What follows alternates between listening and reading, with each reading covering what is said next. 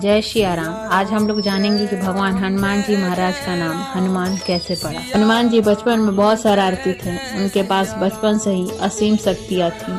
एक बार हनुमान जी को भूख लगी तो उन्होंने आसमान में चमकते सूर्य को फल समझ लिया। वह अपनी शक्ति से उड़कर सूर्य देव के पास पहुंच गए और उन्होंने सूर्य देव को अपने मुंह में पकड़कर रख लिया। हनुमान जी के ऐसा करने से चारों ओर अंधकार हो गया। जब इंद्रदेव को पता चला तो उन्होंने हनुमान जी की ठोड़ी पर प्रहार किया। इंद्रदेव के प्रहार से हनुमान जी बेहोश हो गए। इंद्रदेव द्वारा हनुमान जी को मारने के कारण पवन देव क्रोधित हो गए। वह हनुमान जी को लेकर एक गुफा में चले गए और उन्होंने हवा का संचार रोक दिया, जिससे सभी प्राणी बिना हवा के तड़पने लगे। ब्रह्मा जी तुरंत वहां पहुंचे। ब्रह्मा जी ने हनुमान जी में जीवन का संचार किया। वायुदेव ने ब्रह्मा जी के कहने पर पुनः वायु का संचार दिया। इंद्रदेव के प्रहार के कारण हनुमान जी की ठुड्डी टूट गई थी। ठुड्डी को संस्कृत में हनु कहते हैं, इसलिए हनुमान जी का नाम हनुमान पड़ा। हनुमान जी को सभी देवताओं ने वरदान दिया था। हनुमान जी के पास अद्भुत शक्तियाँ थीं। वह बचपन में बहुत ही शरारती थे। सभी ऋषि मुनि को बहुत ही तंग करते, किसी का सामान उठाकर फेंक देते और ऋषि तप कर रहे थे। हनुमान जी की शरारतों के कारण उनकी तपस्या भंग हो गई। उन्होंने हनुमान जी को श्राप दिया कि तुम अपनी शक्तियाँ भूल जाओगे, लेकिन उचित समय पर तुमको कोई तुम्हारी शक्तियाँ का स्मरण करवाएगा तो तुमको तुम्हारी शक्तियाँ याद आ जाएंगी। हनुमान जी को उनकी शक्तियों का स्मरण जामवंत जी ने तब करवाया था जब सीता माता की खोज करने समुद्र लांघकर लंका जाना था। जामवंत जी ने हनुमान जी को उनकी शक्तियाँ याद करवाते हुए रामचरितमानस में तुलसीदास जी लिखते हैं, जामवंत हनुमान जी से कहते हैं कि हे तात, संसार में ऐसा कौन सा कार्य है जो तुम नहीं कर सकते। श्री राम के कार्य के लिए तुम्हारा अवतार हुआ है। हनुमान जी ने इतना सुनते ही अपना शरीर पर्वत के समान विशाल बना लिया। हनुमान जी को अपनी शक्तियाँ याद आ गईं। हनुमान जी और सुरसा की कहानी। हनुमान जी जब सीता माता की खोज के लिए समुद्र लांघकर लंका जा रहे थे तो देवताओं ने सुरसा नाम की नाग माता को हनुमान जी की परीक्षा लेने के लिए भेजा। वे जानना चाहते थे कि यह वानर रावण जैसा बलशाली राक्षस का सामना कर पाएगा। सुरसा हनुमान जी को देखकर कहने लगी, आज देवताओं ने मुझे बहुत अच्छा भोजन दिया है, मैं तुम्हें खाऊंगी। हनुमान जी बोले, मैं अपने प्रभु श्री राम के कार्य के लिए सीता माता को खोजने जा रहा हूँ। आप आज मुझे जाने दें। जैसे ही मैं देवी सीता को खोज लूँगा और उनकी खबर श्री राम को दे दूँगा, तब आप मुझे खा लेना। सुरसा ने हनुमान जी की बात नहीं मानी। वह कहने लगी कि मुझे ब्रह्मा जी से वरदान प्राप्त है कि मेरे मार्ग से, मेरे मुंह से निकले बिना कोई नहीं जा सकता। उसने हनुमान जी को खाने के लिए अपना मुंह बहुत बड़ा कर लिया। हनुमान जी ने जब सुरसा को ऐसा करते देखा तो उन्होंने अपना शरीर दोगुना कर लिया। यह देख सुरसा ने भी अपना मुंह बड़ा कर लिया। उधर हनुमान जी भी अपना शरीर उससे दुगुना बढ़ाते गए। जैसे ही सुरसा ने अपना मुंह 100 योजन का बढ़ाया, हनुमान जी बिल्कुल छोटे रूप में आ गए। हनुमान जी सुरसा के मुंह के अंदर गए और जल्दी से बाहर आ गए। हनुमान जी कहने लगे, माता, मैंने ब्रह्मा जी को आपको दिए गए वरदान के अनुसार आपके मुंह से होकर बाहर आ गया। अब आप मुझे जाने की आज्ञा दें। हनुमान जी की चतुराई और बुद्धि को देखकर नाग माता सुरसा बहुत प्रसन्न हुई। उन्होंने हनुमान जी को आशीष दिया और कहा कि मुझे पूर्ण विश्वास है कि तुम प्रभु श्री राम का कार्य अवश्य करोगे। आज हम जानेंगे राक्षसी सिम्हिका और हनुमान जी की कहानी के बारे में। सिम्हिका छाया पकड़ने वाली एक राक्षसी थी जो ऊपर उड़ रहे प्राणियों की परछाई को पकड़ने की अनूठी क्षमता रखती थी। समुद्र की सतह के नीचे छिपी हुई थी। जैसे ही हनुमान जी लंका की ओर बढ़े, उसने उनकी परछाई को पकड़ लिया और उन्हें अपने विशाल मुंह में खींच लिया।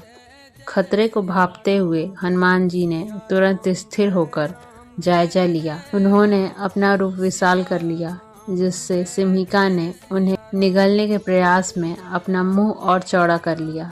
इस अवसर का लाभ उठाते हुए हनुमान जी महाराज तुरंत अपना रूप छोटा कर लिया, सिम्हिका के मुंह में प्रवेश किया और उनके महत्वपूर्ण अंगों को अंदर से ही नष्ट कर दिया, जिससे राक्षसी का सर्वनाश हो गया। हनुमान जी और लंकिनी की मुलाकात। भक्ति और भाग्य की एक कहानी। लंका का संरक्षक लंकिनी।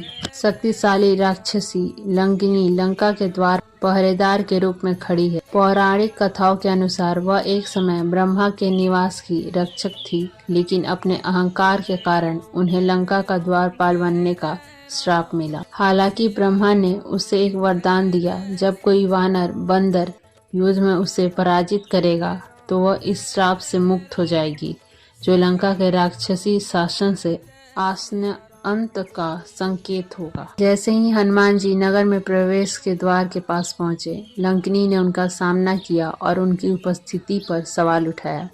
दोनों के बीच भयंकर युद्ध छिड़ गया, जिसमें हनुमान जी ने लंकिनी के स्त्री होने का ध्यान रखते हुए संयमित बल से उन पर प्रहार किया। प्रहार से लंकिनी स्तब्ध रह गई और उन्हें ब्रह्मा की भविष्यवाणी याद आ गई। हनुमान जी को लंका के पतन का अग्रदूत मानते हुए उन्होंने हार स्वीकार कर ली और उन्हें नगर में प्रवेश करने की अनुमति दे दी। हनुमान जी की लंका यात्रा। अशोक वाटिका में सीता माता की खोज। अशोक वाटिका के शांत लेकिन दुखद वातावरण में हनुमान जी सीता माता को कैद में पाते हैं, जो रावण के प्रलोभनों का दृढ़ पूर्वक विरोध कर रही हैं। दूर से उन्हें देखते हुए हनुमान जी ने राम जी के प्रति उनकी अटूट निष्ठा और निराशा के आगे न झुकने के उनके दृढ़ संकल्प को देखते हैं। विनम्रता और श्रद्धा के साथ सीता माता के पास पहुंचकर हनुमान जी ने राम जी के दूत होने का अपना बोध प्रकट किया। विश्वास जीतने के लिए उन्होंने प्रभु श्री राम के गुणों का वर्णन किया और सीता माता को राम जी की अंगूठी भेंट की। भाव विभोर सीता माता हनुमान जी के शब्दों और राम जी के प्रेम के इस मूर्त प्रतीक से सांत्वना मिली। हनुमान जी द्वारा सीता माता को प्रभु श्री राम के पास वापस ले जाने के प्रस्ताव के बावजूद सीता माता ने यह प्रस्ताव ठुकरा दिया, क्योंकि उनका मानना था कि धर्म और सम्मान को बनाए रखने के लिए प्रभु राम द्वारा स्वयं उन्हें बचाना आवश्यक है। उन्होंने राम जी के प्रतीक के रूप में हनुमान जी को एक रत्न सौंपकर अपनी अटूट आस्था और धैर्य को पुनः स्थापित किया। अशोक वाटिका का विध्वंस। हनुमान जी वृक्षों को उखाड़कर इमारतों को नष्ट करके अफरा तफरी मचाना शुरुआत करते हैं। उनके ये कार्य रणनीति और प्रतीकात्मक दोनों में है, जो रावण के शासन का अंत और राम जी के सहयोगियों की शक्ति को दर्शाती है। यह विनाश लंका के राक्षसों को उनके कार्यों के परिणामों के बारे में चेतावनी देता है। तबाही देखकर रावण भयभीत हो जाता है और हनुमान जी से मुकाबला करने के लिए अपने योद्धाओं को भेजता है। संख्या में कम होने के बावजूद हनुमान जी उन्हें आसानी से हरा देते हैं।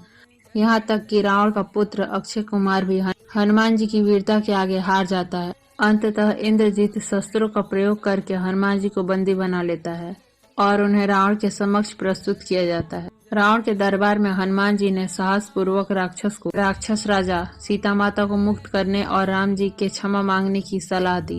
क्रोधित होकर रावण ने हनुमान जी की पूंछ में आग लगाने का आदेश दिया। हनुमान जी ने इस दंड का लाभ उठाते हुए लंका से निकलकर लंका के महत्वपूर्ण हिस्सों में आग लगा दी। केवल अशोक वाटिका और विभीषण के निवास जैसे पवित्र स्थानों को ही बख्शा। इस कार्य में राक्षसों का मनोबल और गिर गया और हनुमान जी की चतुराई और शक्ति का प्रदर्शन हुआ।